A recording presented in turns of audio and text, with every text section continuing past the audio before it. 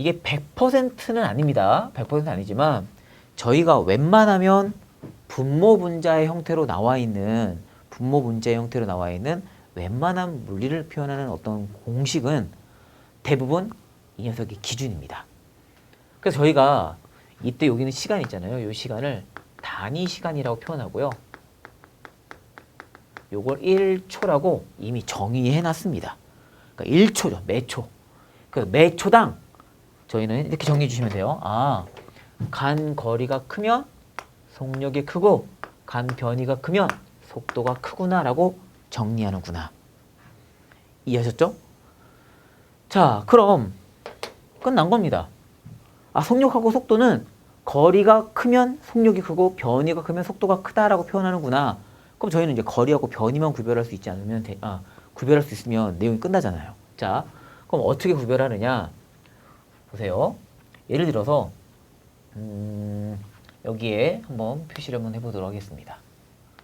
이렇게 그러니까 A, B, C인데 자, 어떤 물체가 요 각 거리를 100m라고 각각 정리했을 때 어떤 녀석이 여기서 출발해서요 쭉 C까지 갔다가 B로 되돌아옵니다. 자, 그럼 이 과정에서만 한번 볼게요. 우선 A에서 C까지 어떤 물체가 딱 갔을 때 한번 생각해 보겠습니다. 그럼 물체 전체 이동 거리 몇 미터죠? A에서 C까지 가면 이동한 거리와 변이, 자, 변이는 변한 위치입니다.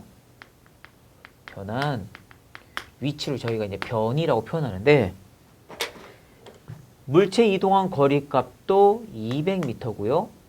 변이 값도 200m로 똑같죠. 변한 위치입니다. 그러니까 시작점과 변이는 도착점을 직선으로 연결한 크기와 방향이라고 정의하는데 아, 여기서 출발해서 C까지 갔으니까 여기까지 도착한 거 아닙니까? 그죠? 그래서 아, 거리하고 변이가 동일하구나.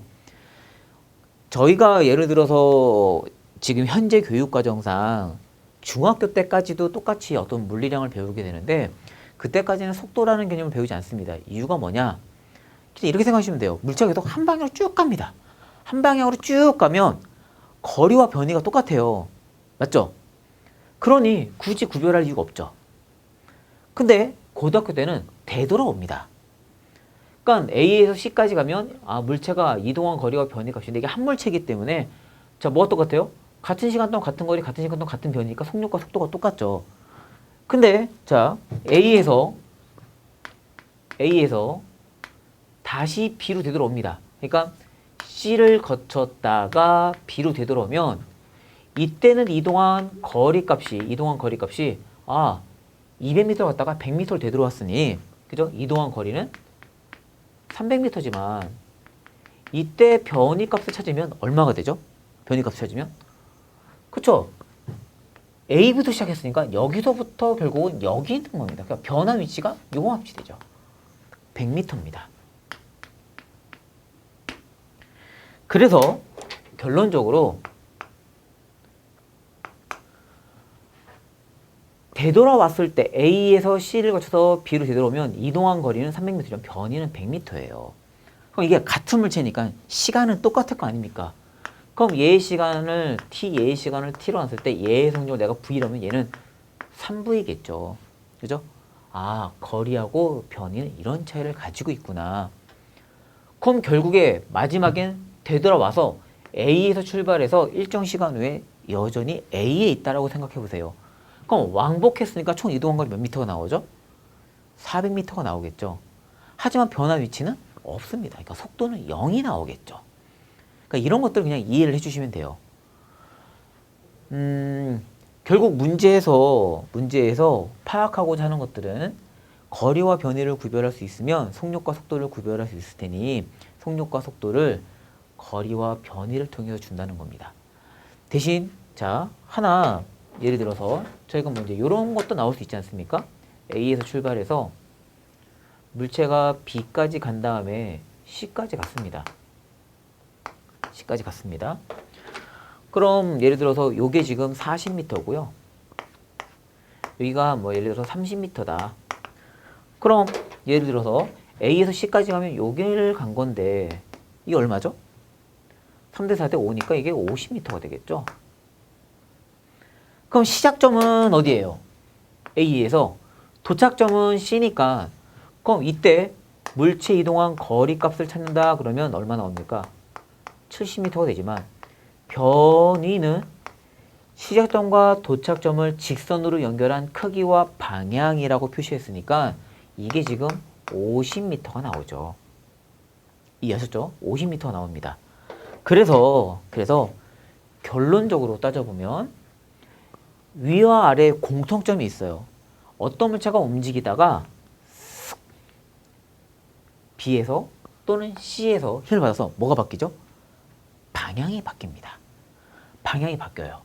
그럼 방향이 딱 바뀌었다는 건 어떤 물체가 움직이다가 방향이 바뀌었다는 건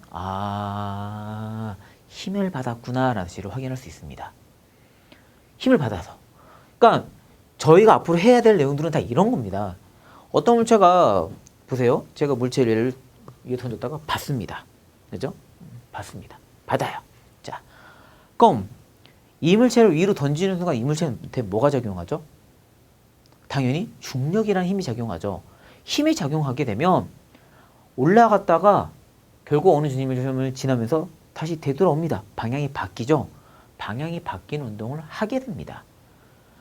그러니까 힘을 받은 물체는 방향이든 속도든 변하게 되는데 우선 그런 것들을 이해하기 위해서 기본적으로 속력이나 속도라는 개념을 주겠구나. 그리고 그렇게 했을 때 보다시피 물체가 딱 되돌아오게 되면 B까지만 봐도 이동한 거리가 변이값보다 크죠. 얘도 마찬가지로 방향이 여기서 바뀐 다음에 가면 거리값이 이동한 변이값보다 훨씬 더 어때요? 크게 나타나요. 그래서 방향이 바뀌게 되면 무조건 거리가 변이보다 크기 때문에 어떤 물체가 움직이다가 힘을 받았다면 속력과 속도, 결국 거리값이 같은 시간 동안 이동한 거리니까 속력이 되겠죠. 속력과 속도는 같거나 속력이 속도보다 크게 나타나기 시작하겠죠. 그런 것들을 이해를 해주셔야 됩니다. 아시겠죠? 자, 그러면 어느 정도는 자, 속력하고 속도에 대한 의미는 이해하셨을 거라고 생각을 하고요. 저희가 이걸 수식으로 표현할 때,